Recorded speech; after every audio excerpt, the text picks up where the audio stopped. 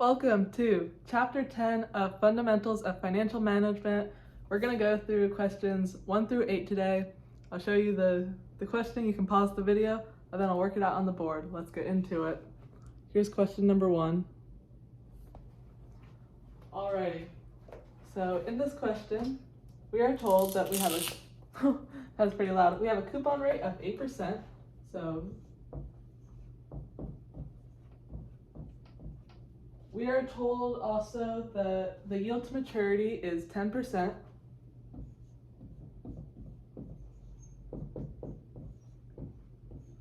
Then we're also told that our tax rate is 25%, and we're going to work with a decimal for this.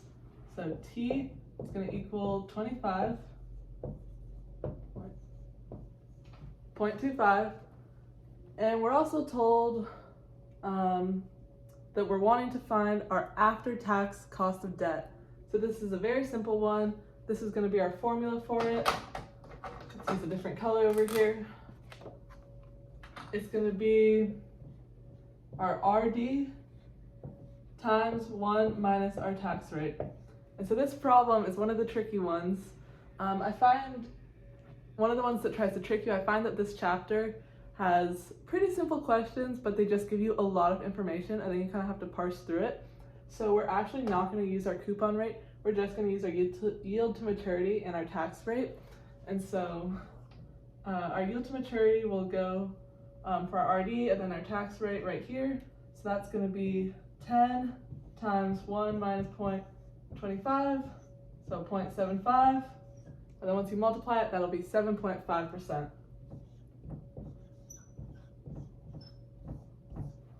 There you go. I got this awesome new whiteboard from my dad, so we're not writing on the wall anymore. So shout out to him. Let's go to the next question.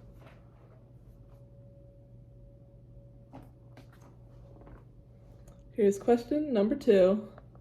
So we're told that this stock is issued at a price of $57 a share.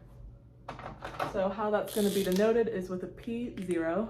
So it's going to look like this. Or sometimes people do capital P, little p, but P0 is more common. So we're going to go P0 equals 57. And then our dividend is going to be DP, and that's going to be $6.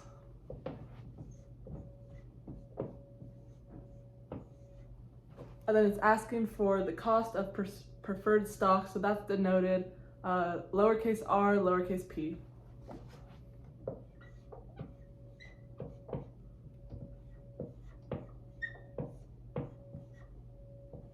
And all you're going to have to do is divide your dividend by the price per stock, which will give you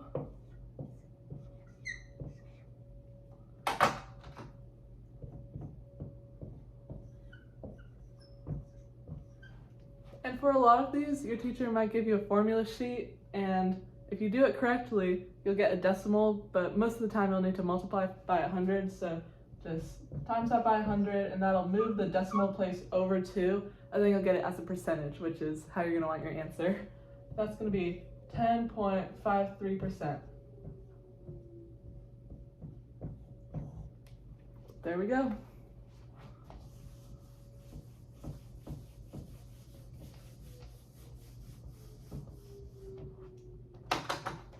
All right, question number 3. We're blitzing through this.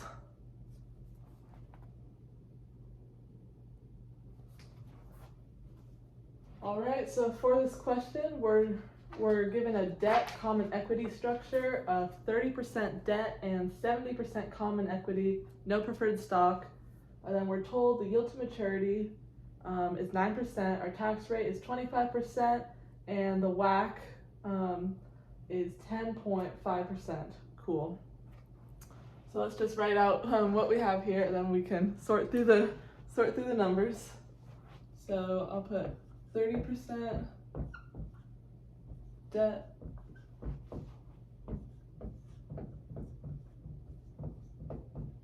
common equity,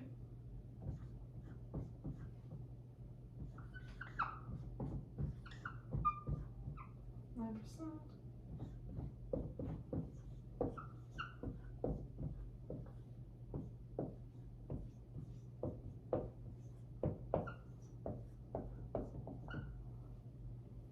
And we're asked to find the common cost of equity. So that's going to be RS. And we're going to use our WACC formula, which is pretty wacky. I couldn't resist. It's long, and we're just going to plug in a lot of stuff. I thought what would be helpful, just so these videos don't get too long, in the description I'll link a PDF with the formula sheet. So I won't write out this long formula because it's literally like so many. It's pretty long, so you could just go to the PDF, and then for every problem I'll put what formulas I used, and then you can look at that and print it out for your test if you want. But here's what it's going to be like plugged in. This formula is for WACC, but we can still use it to find common cost of equity because we know our WACC. So we're just going to put 10.5 equals 0.3. So we're going to use our debt structure first, and then our yield to maturity. So 0.09 times, sorry, I'm running out of room. This is all being multiplied by each other, times 1 minus our tax rate like we did for last time. And then we're going to add that to our common equity structure, 0.7, and then RS is what we're looking for. So then when you plug that in, let's pop out black. This right here is going to give you 0.02025. That's this right here. And then you're going to subtract that from 10.5. And actually for this one, we're going to move the decimal over twice, so divide by 100, just so they're all in decimal form, and then at the end we can multiply by 100 again. So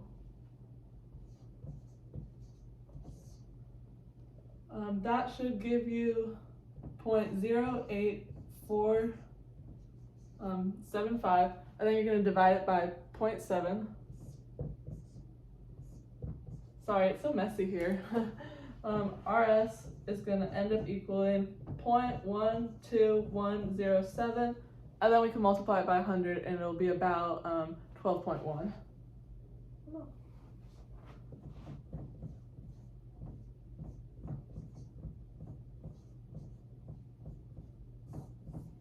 There we go.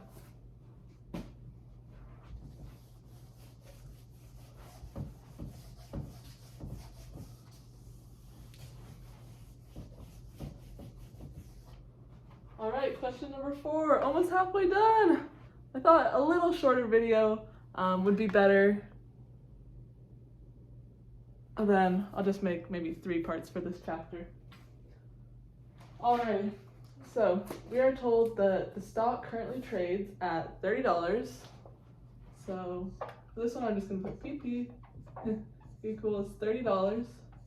Then we're told it pays a dividend of $1. So this is going to be D1. Let's try to make it better on room this time. Sorry, guys. Then our growth rate is 4%. And we're going to use a decimal for that like we've been doing. And then it's asking for RS. And, oh, it's a 2-parter, okay. So first it's asking for RS, so what is the company's common cost of equity that's coming from the retained earnings, and then it's asking in part 2, if the company issued new stocks and incurred a 10% flotation cost, what would the cost of equity be in new stock? So this is just 2 separate formulas for finding common cost of equity, and again I'll link that formula sheet below. So first, our formula is very simple. You're just going to divide the dividend by the price of the stock and then add the growth rate. So this will be for A. That's going to be RS equals D1 divided by PO plus G.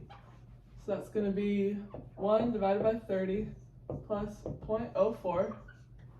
And this will come out to about 0.03 repeating.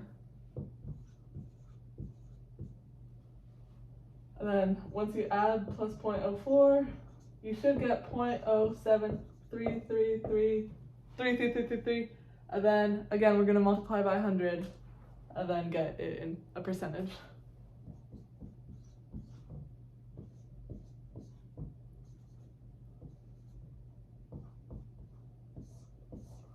There we go, and now let's do B. So we're told, is it 10% our flotation cost? Yes, okay, cool.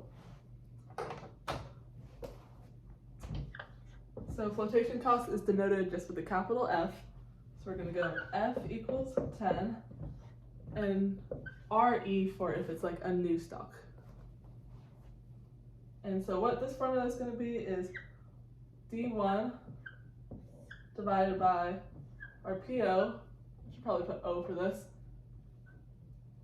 PO times 1 minus our flotation rate, or flotation cost, yeah, plus our growth rate. So very similar, we just add this one more step, and that's going to look like this.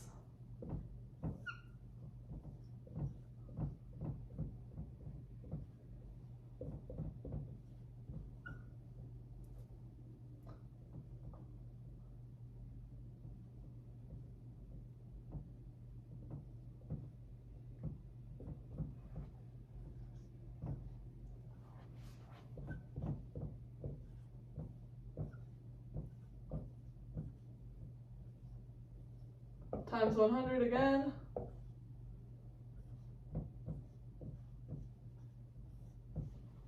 And there you go. Nice, on to question number 5.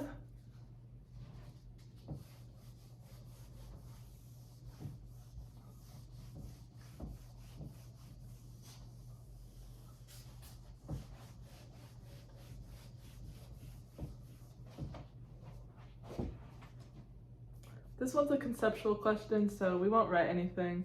I'll just show you and explain it.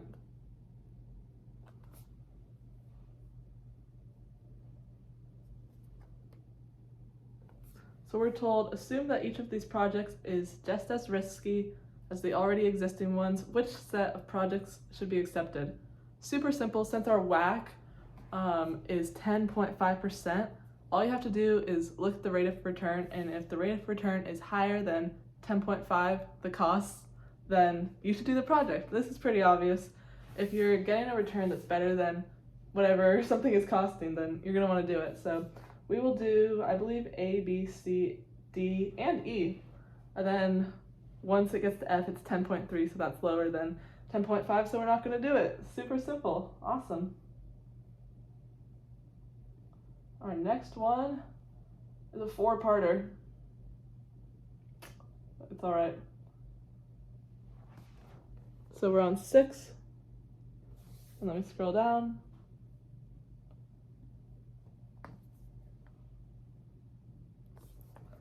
Alrighty. So here we're told that our growth rate is 6%. So let's see. Oh, that sound. Our growth rate is 6%. Then, this is interesting because we have 2 dividends are given to us, so it's important that you denote D0 and D1 correctly. So for this one, D0 is going to be $2 because the last dividend, and then D1 will be 2.12 because it's at the end of the current year. So it makes sense, like chronologically. So D0 is going to equal $2, and then D1 will equal 2.12, and then the price equals $22. And so first in A, using the DCF approach, what is the common cost of equity? Okay. So for this, what we're going to do is, we've already used this formula, I'll just plug it in. We're going to go our D1 divided by our price. Y'all remember this one. Plus our growth rate in decimal form, per usual. And then multiply by 100, and then you get your answer for A. Easy enough.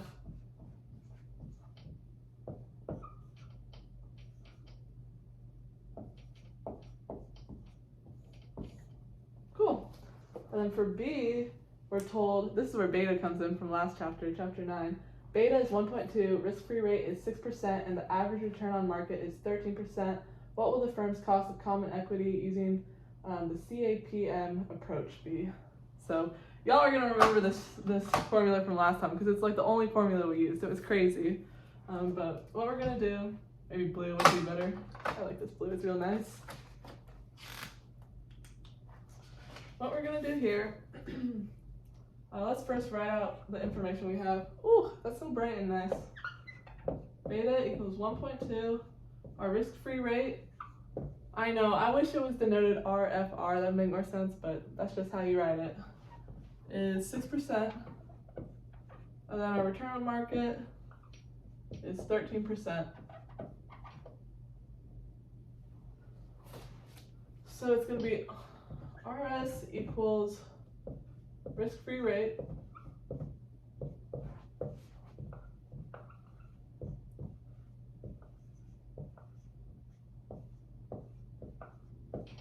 and then we'll just plug in our numbers.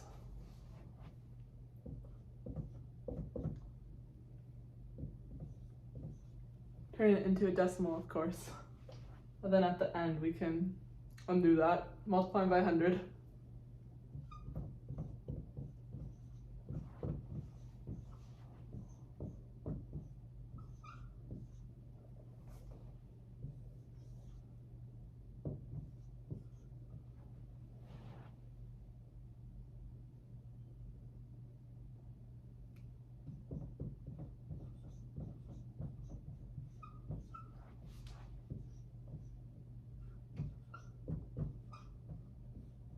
Wait, that doesn't make sense. Oh, here we go.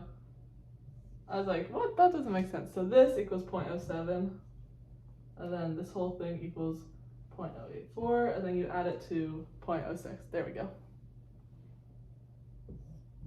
Cool. Okay, part C and D. Here we go. Next, it's asking us for if the firm's bonds earn a return of 11% based on the bond yield plus risk premium approach, what will RS be? Use the midpoint risk premium range discussed in section 10.5 in your calculations. So what the midpoint risk premium range is, basically the risk can be from 3 to 5, but we're just going to use 4 because it's exactly in the middle and they don't give us a number. But normally for the test they should give you a number, or else it's just like use 4. So for C, oh, am I going crazy? Y'all, red was just working. I don't know about that. Okay. Rate of return is 11%. It's asking for RS. So this is super easy. RS just equals your rate of return plus your risk premium. Or sometimes rate of return for 11% is called bond rate. So this is going to be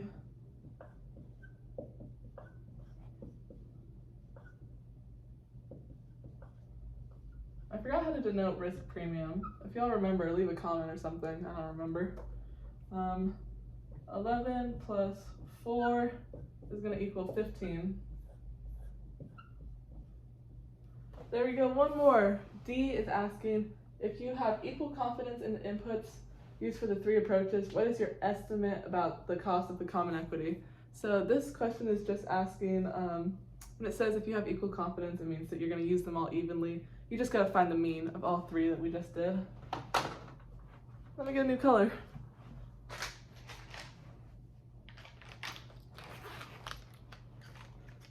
Orange, that's fun. Alright, so all we're going to do is take this, this, this. I believe on the answer sheet they took off the 3 just so it's simple and easy to divide, so whatever. You're going to add 15 plus 14.4 plus 15.6, and that's going to give you 45, and then you're going to divide it by 3, and that's going to give you 15.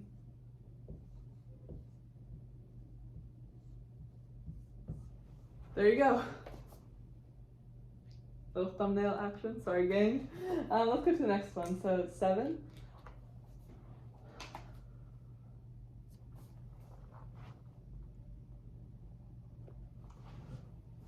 All right, let me erase this. No, let me use my left hand. My right hand gets sore during these videos. It's so funny. My arms are so weak.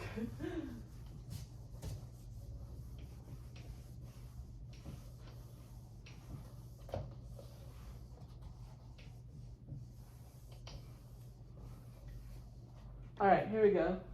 So for this one, we are told that, okay, so we have a D1 being 3.18 or $3.18. This orange is also real nice. I love a good orange with sunset. Next, our growth rate is 6%. Then our price or our PO is $36.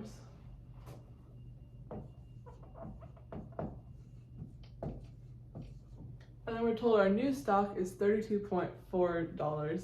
And I love this problem, y'all. This is so fun. You're gonna see a cool trick in a minute. So I'm just gonna put new stock.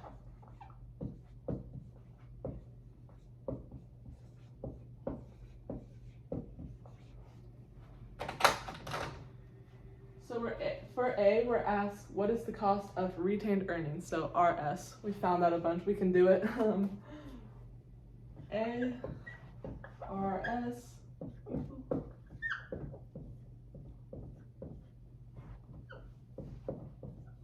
It's going to be a decimal, of course, as you all know by now.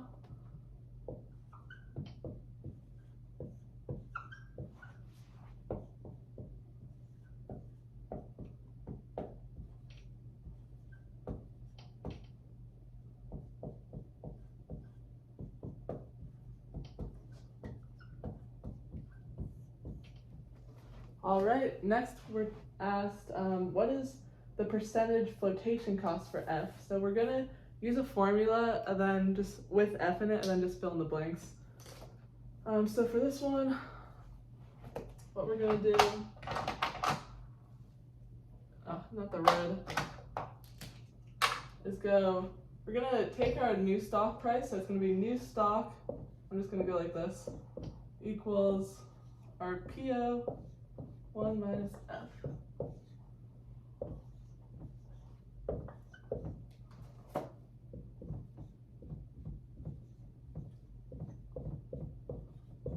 And I love distributing.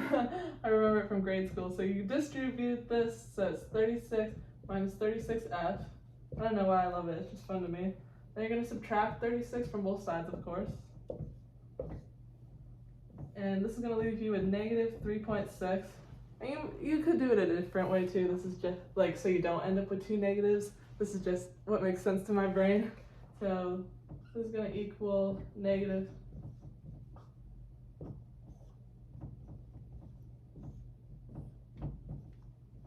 And then the negatives will cancel out, and then you'll be left with 0.1, then you multiply it by 100, and that's going to be 10%.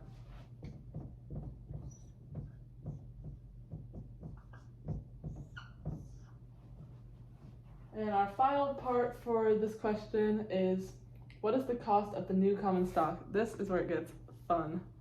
So I'll show you why. I think we have enough room.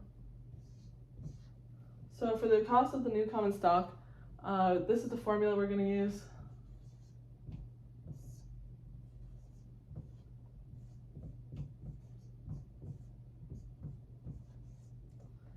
And what's cool is, where is it? You remember this formula? The new stock? Does that look familiar? Since 32.4 equals that, you don't need to actually plug in your new flotation rate or percentage, even though you could, because you just found it. You would get the same thing. I'll show you both ways, but you could also just plug in 32.4. I love the little like puzzle. I love that. So you can either go 3.18 divided by 32.4 or 36 times 1 minus 0.10, which is what we just found, and that'll also give you 32.4. And what that is going to, oh, plus G. What that, let me get down here. What that is going to come out as is 0.09814 plus 0.06. That's going to equal 0.15814 times 100. And here's our answer, 15.81%. All right, on to our final question. Question number 8. Mamba number 5.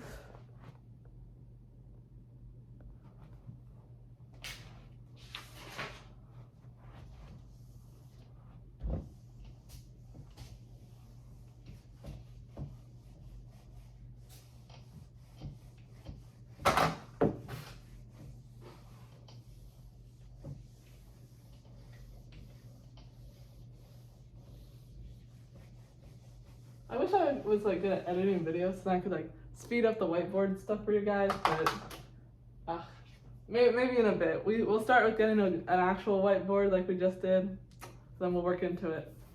So first, we're given another breakdown. We're told 35% debt, 65% common equity.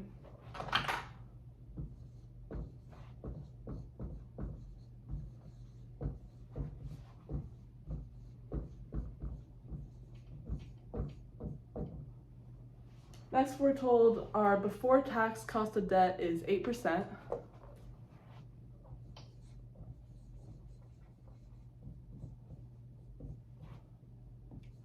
I'm just going to say it like this. I also don't know how to denote this, so if y'all know, let me know. Our tax rate is 25%.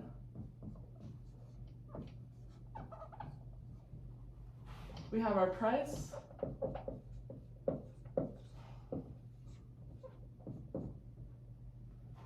Our dividend is going to be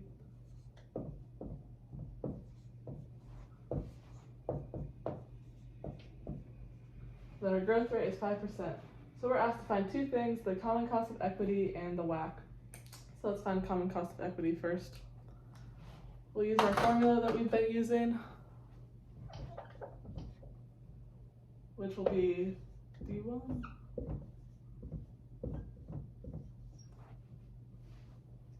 Oh, interesting. One sec.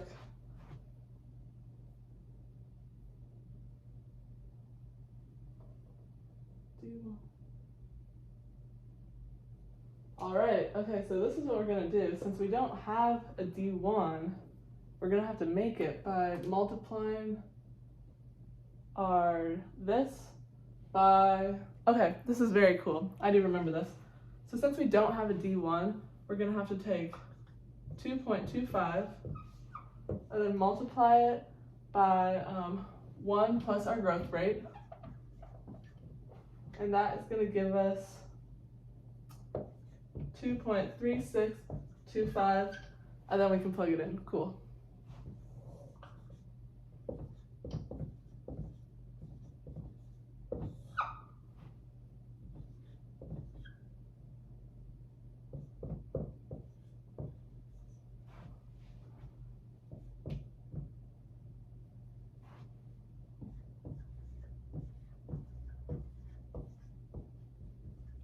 Multiply by 100 and round again.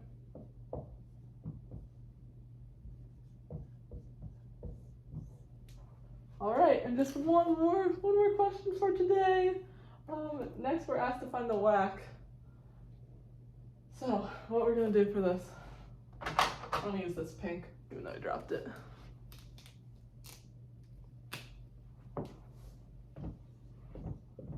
Our WACC is gonna equal, we're gonna take first our debt, multiply that by something twice, and then use our common equity. Again, I'll put the formula sheet because it's a little longer, but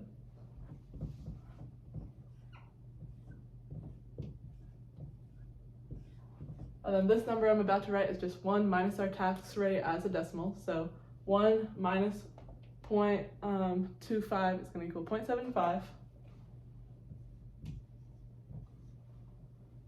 plus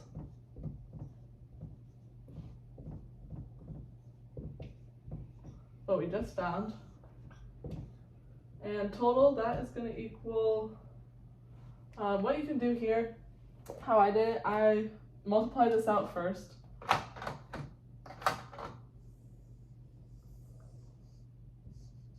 And this gave me 0.021, and then I multiplied that by 100 because this is, I didn't want to turn this into a decimal again.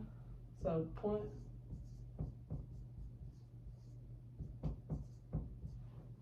And then this will give you